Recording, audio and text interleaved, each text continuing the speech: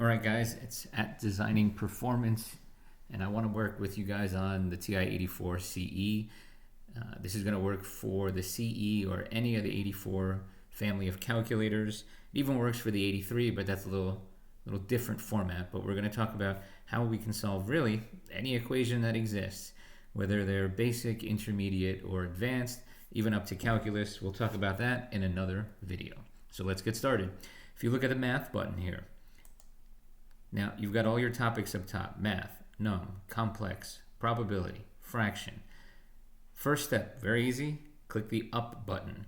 Now if you really want, you can scroll all the way down, but we want to be efficient. We click the up button, and the first choice we see is numerical solver. So we're going to go into there. Now, students have a quadratic equation to solve, and maybe I'm not so good at factoring, maybe I don't know how to quadratic formula. E1 and E2, very nicely set up. E1 is the left side of your equation, E2 is the right side of your equation, so we're going to enter in our E1 and E2. We hit enter, and that takes us to this page, and we can check, yes, this is the equation we are solving.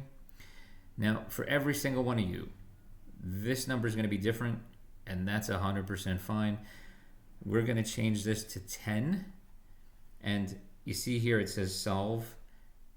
That's actually the graph button, or you could hit alpha enter, and it's going to say, no, it's not 10, the answer is 1. So now I know one of the solutions to this equation is 1. Now, as a quadratic, I know that there are going to be two solutions, or potentially two solutions, if they exist. And so I need to find the other one. We're going to change that and say, okay, well, I think the other answer is negative 10. We'll go alpha enter, and it's going to say to me, no, it's not negative 10, it's negative 4. Now kids are going to ask me, well, why 10 and negative 10? I'm going to let you in on a secret. There's absolutely no reason why I picked those. You just have to pick something far enough to the positive side of 0 and far enough to the negative side of 0. Pick whatever you want. Happy solving.